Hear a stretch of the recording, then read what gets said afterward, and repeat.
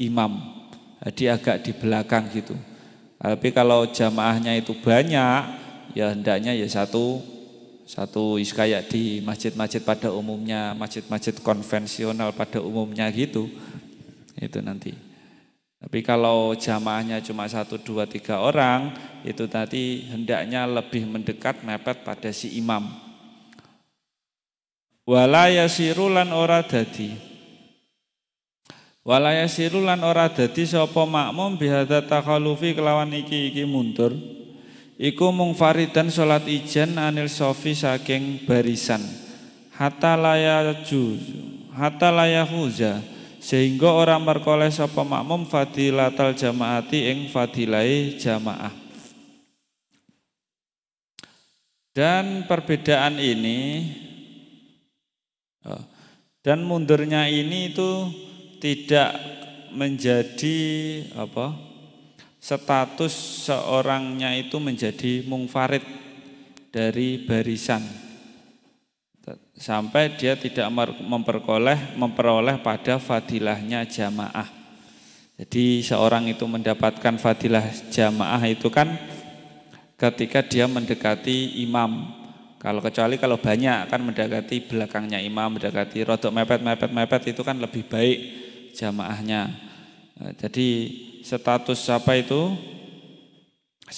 jamaahnya itu tetap didapatkan, tapi kalau fadilahnya jamaah nanti hendaknya itu ketika kita agar mendapatkan fadilah jamaah itu agak mepet atau agak ke depan dengan barisan-barisan yang ada di depannya ketika kita jamaah.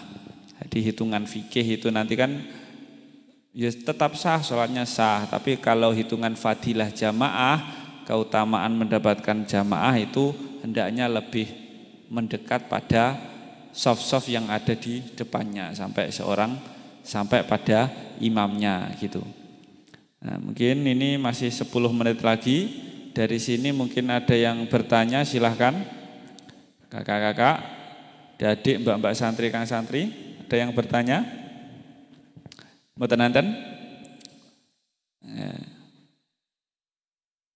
1 atau 2 pertanyaan, kalau enggak saya selesaikan saja, ini masih 10 menit.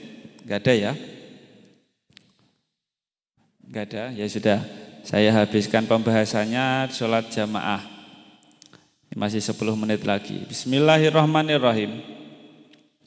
Wa in sholalan lamun sholat sapa al imamu imam fil masjidi ing dalam masjid wal makmumu lan makmum kharijal masjidi ing dalam jabane masjid hala kaunihi ing dalam tingkah anane makmum iku qariban kang parek minhu saking imam.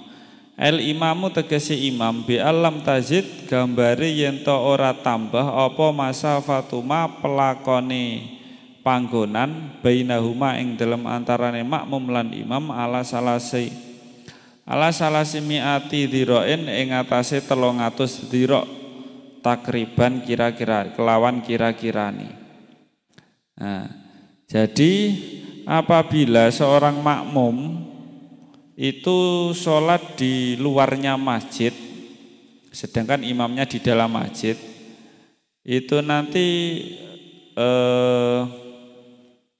dekat pada imam itu nanti boleh.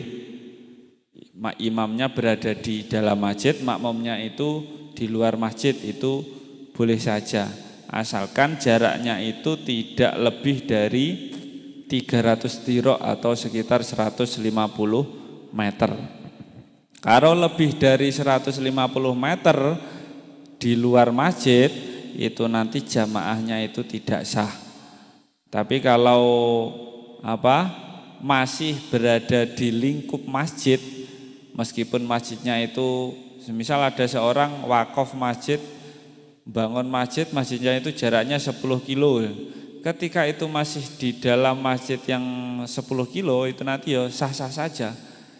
Tapi kalau memang di luar dari wakaf masjid itu nanti jaraknya itu cuma 150 atau semisal sampean jamaah di tengah lapangan, jamaah di jalan raya, itu kan bukan di masjid.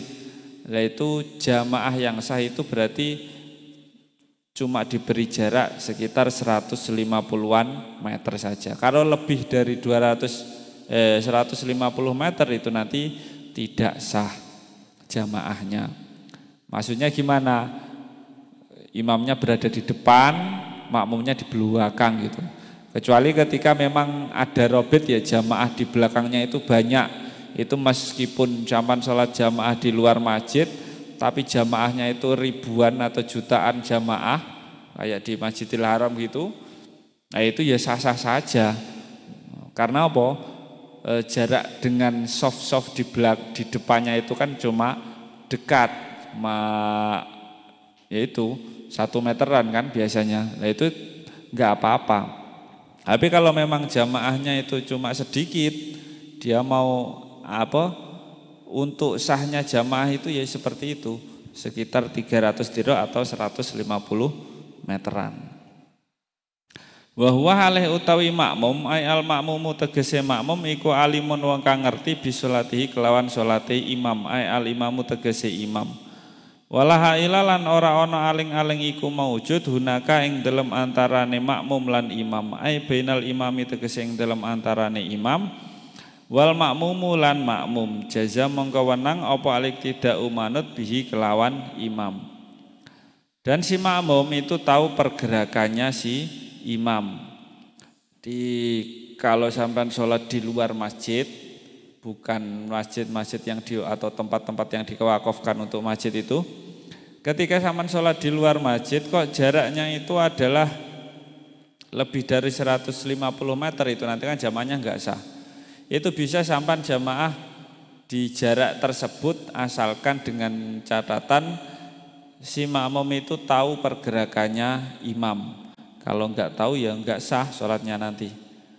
Dan tidak ada penghalang di antara imam dan makmum.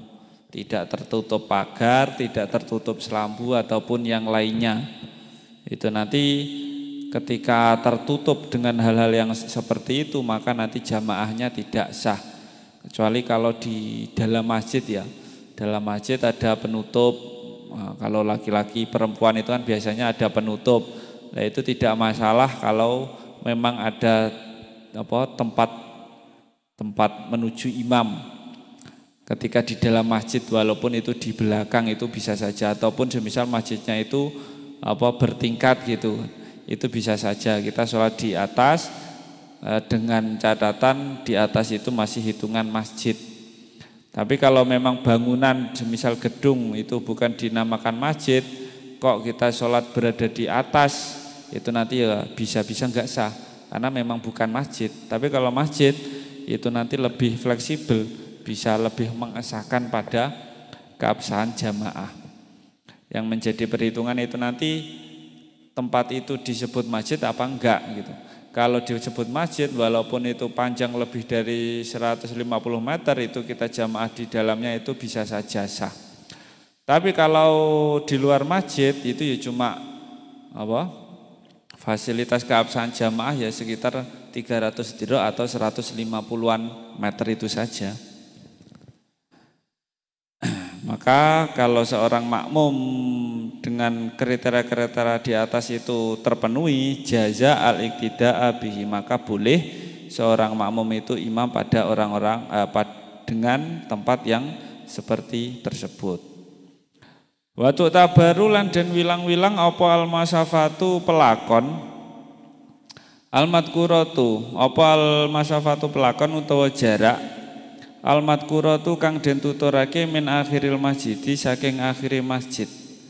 Wa ing kana lan lamun ana sapa al-imamu imam wal makmumu lan makmum fi ghairil masjidi ing dalem iku fi ghairil masjidi ing dalem saliyane masjid. Ima fidoan ana kalane ora-ora fadoan. Au binaan utawa bangunan. Fasyatu mongko utawi syarate iku ala yazida yen ta ora dadi tambah apa ma pelakon bainahuma ing dalem antarane imam lan makmum ala salasimiati dhirain ing atase 300 dhira. Wa ala yakuna lan yen ta ora ana iku bainahuma ing dalem antarane makmum lan imam lan makmum apa hailun aling-aling.